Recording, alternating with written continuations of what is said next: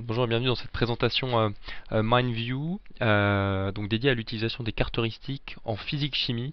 Donc pour ceux qui ne connaissent pas MindView, c'est un logiciel de mind mapping, on dit également carte mentale, carte heuristique et gestion de projet, utilisé dans 1300 établissements scolaires en France aujourd'hui. Donc ça va du collège à l'université et c'est également un outil reconnu d'intérêt pédagogique par le ministère de l'Éducation nationale. Donc concrètement aujourd'hui ce qu'on va voir c'est comment en physique-chimie vous pouvez utiliser MindView pour aider vos élèves à faire une petite synthèse de cours, comment ils peuvent s'appuyer sur MindView pour réviser et générer des fiches de révision, comment en tant qu'enseignant vous allez également pouvoir utiliser MindView pour préparer des activités et puis on verra également qu'à partir du logiciel MindView vous pouvez faire vos progressions en physique-chimie et donc je vous montrerai un exemple. Donc je vais tout de suite lancer une carte mentale en double-cliquant ici sur MindMap. Alors si vous connaissez pas MindView, là vous vous retrouvez en fait dans une interface qui est hyper familière. Donc vous avez en fait en haut de l'écran le ruban qui est celui du pack office. Donc vous avez le ruban ici que vous avez dans Word et dans PowerPoint, la petite disquette pour enregistrer, le petit bouton retour pour annuler une action. Et ce que vous avez ici au centre de votre carte, c'est la racine de la carte mentale. Donc c'est là qu'on va mettre le titre de l'activité qu'on fait avec nos élèves, qu'un élève va mettre le titre du cours qu'il est en train de synthétiser. Et puis c'est là également que vous allez mettre par exemple le titre d'une progression pédagogique. Alors aujourd'hui on va prendre un exemple intéressant que j'ai trouvé sur internet. Comment avec la carte mentale on va pouvoir d'abord avec les élèves recenser le vocabulaire qui qualifie la matière. Donc j'ai marqué ici la matière. Et puis ensuite on verra comment grâce à MindView on pourra très facilement réorganiser ce vocabulaire de manière logique. Donc imaginez que vous êtes en salle de cours avec vos élèves, le thème de la matière c'est celui que vous abordez aujourd'hui et vous leur demandez d'énoncer à l'oral tout ce qui leur vient par la tête pour caractériser la matière. Donc on va d'abord ajouter une sous-branche, donc une idée de niveau hiérarchique inférieur. Et là je vais pouvoir marquer qu'on va d'abord évoquer son origine. Et puis dans l'origine de la matière, on va détailler, il y aura par exemple l'origine minérale et l'origine organique. Donc nous ce qu'on va conseiller à vos jeunes, à vos élèves, c'est de s'appuyer sur utiliser la carte mentale et utiliser les raccourcis clavier également pour ajouter dans n'importe quel ordre toutes les idées qui leur passent par la tête. Donc il y aura deux raccourcis clavier qu'on utilisera dans MindView, entrée pour ajouter des branches de même niveau et le raccourci clavier insert pour ajouter des branches d'un niveau hiérarchique inférieur. Donc là il y a quelqu'un par exemple qui va dire la matière peut être solide, quelqu'un d'autre va dire qu'elle peut être liquide, elle peut être plasma. On va également parler de molécules quand on va parler de la matière, d'électrons, de protons. Donc là j'appuie sur le bouton entrée de mon clavier pour ajouter toutes mes idées, de neutrons. Et puis également on parlera de corps pur. J'ai ajouté toutes mes idées et donc deuxième étape, ce que les élèves vont pouvoir très facilement faire maintenant, c'est restructurer le vocabulaire de façon logique et c'est là qu'ils vont apprécier de travailler avec l'outil MindView, c'est qu'ils vont pas avoir besoin d'utiliser 4-5 feuilles de papier, ce qui généralement les embête parce qu'ils doivent rayer, gommer et ça devient rapidement le bazar. Donc là regardez, je vais créer par exemple une phase état.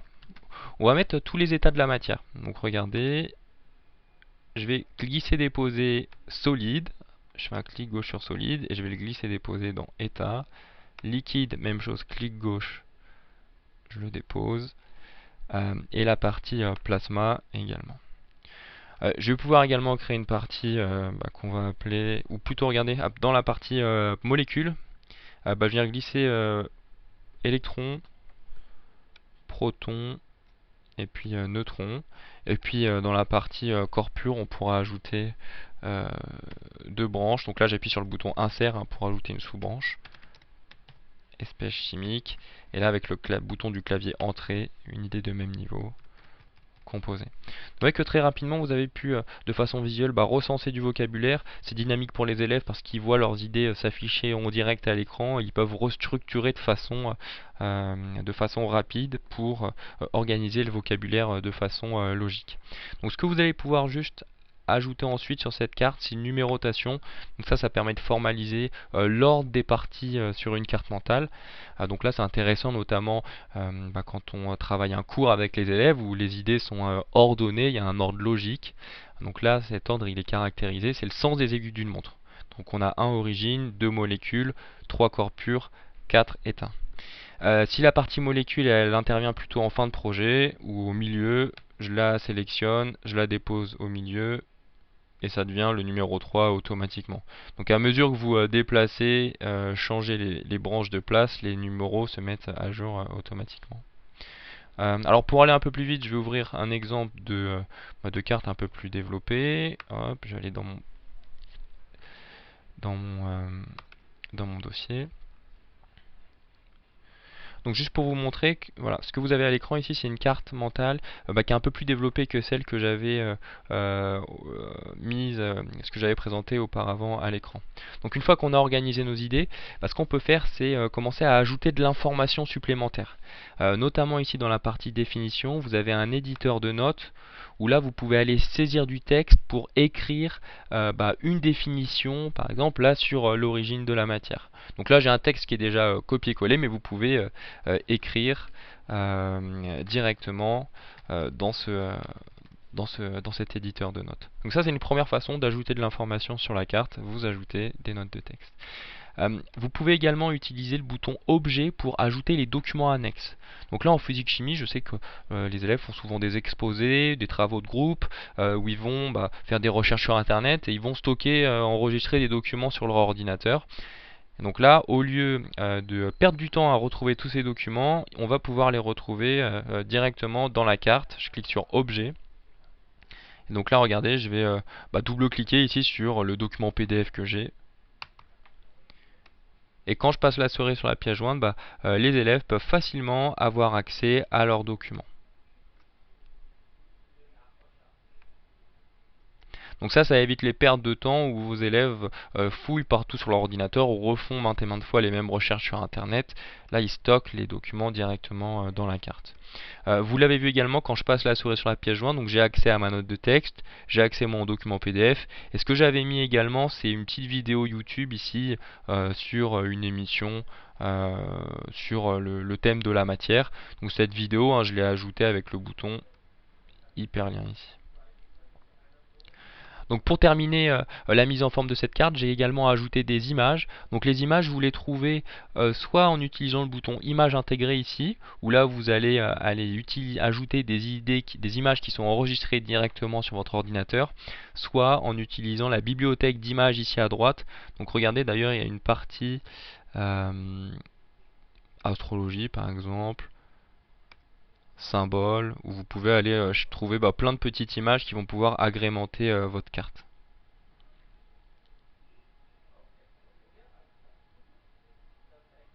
D'ailleurs, il y a un sous-dossier ici physique, donc je peux faire un clic gauche sur une image et je vais le coller ici.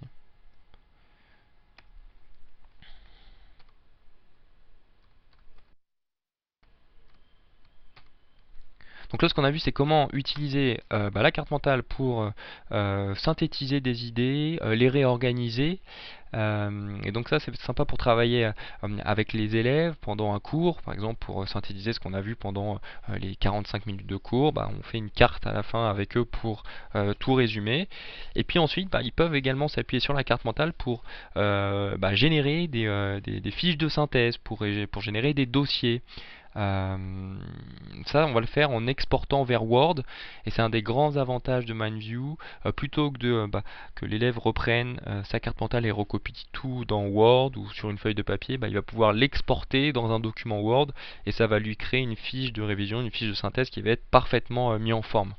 On sait que ces documents Word sont assez difficiles à réaliser pour les élèves, donc on va pouvoir là très facilement exporter. Donc je fais fichier, exporter, Microsoft Word,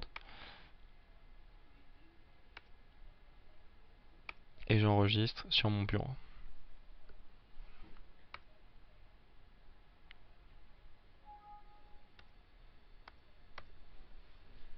Donc Donc regardez ce que j'arrive à générer automatiquement, un document Word où tout est parfaitement mis en forme. D'abord on a une table des matières qui reprend le titre de l'activité, le titre du cours pour lequel on a fait une carte mentale. Et ce qui est généré automatiquement et qui fait gagner beaucoup de temps aux élèves, c'est la table des matières. Donc là, au lieu de la faire eux-mêmes, ils ne maîtrisent pas toujours cet élément, bah là elle est mise en forme automatiquement en fonction de la structure de votre carte. Si je fais un contrôle-clic sur la partie origine par exemple, et ben je bascule dans mon document Word où vous retrouvez les titres, les sous-titres qui sont mis en forme automatiquement. Et tout à l'heure, j'avais ajouté une note de texte, elle est intégrée directement ici dans la partie définition. Donc on retrouve également des liens vers les documents annexes, vers la vidéo YouTube, et puis on retrouve les images. Donc l'idée pour les élèves, quand ils ont, alors par exemple en TPE également, ils ont souvent des rapports de projets à réaliser, en SSI également, ils ont un rapport de projet à réaliser, c'est que ce rapport soit mis en forme très facilement, et que les élèves ensuite peuvent se concentrer plus facilement sur le contenu parce qu'ils n'ont pas à penser à la mise en forme du document. Donc ça, cette exportation fonctionne avec Word, elle fonctionne également avec PowerPoint. Alors les enseignants font beaucoup de PowerPoint, donc regardez, je vais faire la même chose, fichier, exporter, PowerPoint.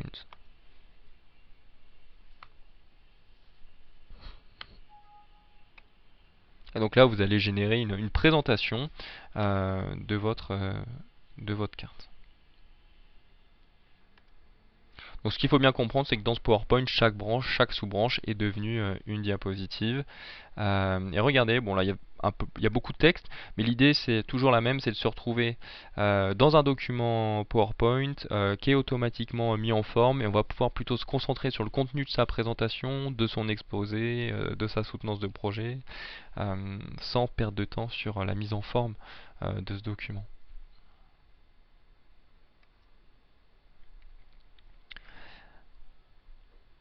Donc on a vu comment on pouvait très facilement synthétiser des idées et les réorganiser, comment à partir de là on peut générer des rapports de projet, des fiches de révision qui sont automatiquement mis en forme, et puis également des présentations PowerPoint.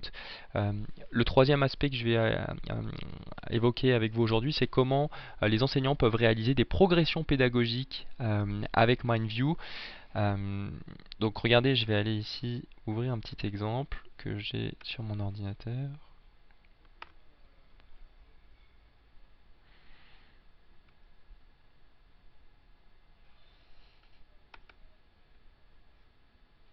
Physique-chimie, elle est ici. Donc c'est le programme de seconde de physique-chimie. Donc l'idée c'est de formaliser ce programme dans une carte mentale. Donc là on voit les thèmes principaux, les sous-thèmes, et puis si je déroule les branches ici, on retrouve les chapitres qui sont enseignés. Et l'idée c'est qu'on va pouvoir basculer ensuite dans MindView dans une vue calendaire qui s'appelle le Planning Gantt, où là vous transformez votre carte en planning. Et donc regardez, je vais déployer les différents thèmes ici. Vous vous rendez compte que l'enseignant qui nous a partagé cet exemple, il a planifié le déroulé de sa progression pédagogique directement sur ce calendrier Gantt. Donc pour planifier ces idées, c'est très simple. Vous sélectionnez les branches au milieu, vous les déplacez, et vous pouvez changer la durée avec le bord droit de la tâche. Donc vous sélectionnez et vous déplacez. Donc ce calendrier il est intéressant parce qu'il est facile à mettre à jour. Sur Excel on est souvent obligé de copier, coller les colonnes, colorier les cellules de plein de couleurs différentes. Là en fait vous bougez simplement les tâches que vous voulez replanifier si elles ont pris un peu de retard ou si vous voulez les faire à un autre moment.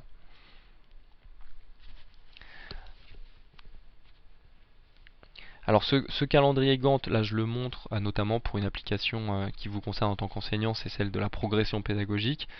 En classe de terminale, ils ont également des projets, les étudiants à réaliser. Je pense au projet SSI sur lequel je crois que enseignants de physique-chimie interviennent.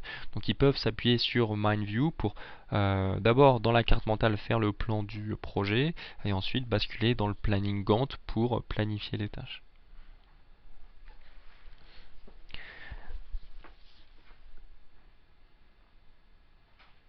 Alors il y a une autre, un exemple que je vais vous montrer qui va vous intéresser également, c'est comment faire des frises chronologiques dans MindView.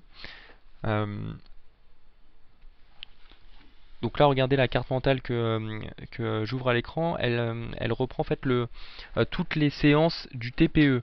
Donc ça part de la présentation des cadres et des objectifs, ça va jusqu'à la semaine des oraux, et puis il y a également des séances où les élèves font des choix de problématiques, de la recherche documentaire, et puis finalisent le plan. Donc tout ça c'est formalisé dans la carte mentale. Et l'idée c'est que vous voulez présenter ça de façon concrète, visuelle aux élèves. Donc ce que fait l'enseignant ici, c'est qu'il a basculé dans la vue ligne de temps de MindView. Et regardez ce que vous formalisez automatiquement. C'est une frise chronologique du projet. Donc à gauche, vous avez le ruban ici qui vous permet de planifier chacune des étapes. Donc pour chaque séance, on a une date de début, une date de fin. Et puis je vais fermer ce plan de la ligne de temps pour faire apparaître ma frise chronologique en grand. Et là, vous avez une belle ligne de temps, une belle frise à laquelle les élèves peuvent se référer pour voir s'ils sont en avance ou en retard sur ce qui a été prévu par l'enseignant. Donc là encore, une application en physique-chimie où vous intervenez sur les TPE en classe de première avec ce logiciel MindView.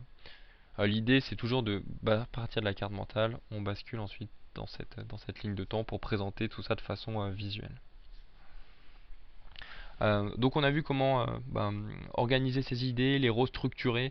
Donc ça permet de faire une petite synthèse de cours à la fin d'une heure de cours par exemple.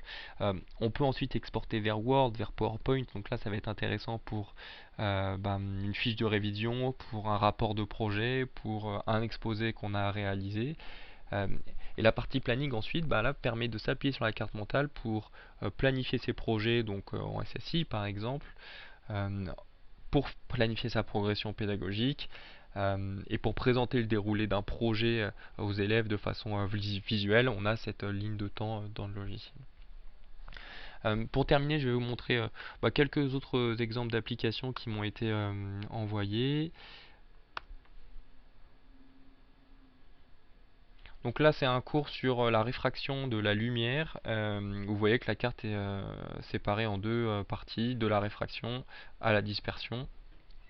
Et on voit que de façon visuelle, on ajoute toutes les propriétés qui sont importantes sur ce cours, et puis également les formules qui sont présentes ici de façon visuelle.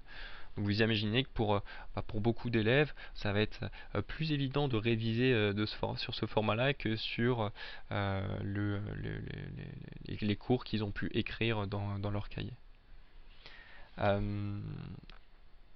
Et un dernier exemple, alors ça c'est un exercice qui m'a été envoyé. Donc là, les élèves avaient entre les mains un texte où ils devaient en fait synthétiser le texte dans une carte mentale, et le texte portait sur la mesure de la hauteur d'un immeuble avec un baromètre. Alors si je me souviens bien de l'exercice, le texte évoquait plusieurs possibilités pour mesurer la hauteur d'un immeuble, et il fallait dans une carte mentale synthétiser les différentes façons de mesurer la hauteur d'un immeuble. Donc merci d'avoir assisté à cette présentation, à cette vidéo MindView. Vous avez nos coordonnées en bas de la vidéo sur YouTube pour toute information supplémentaire. Merci, au revoir.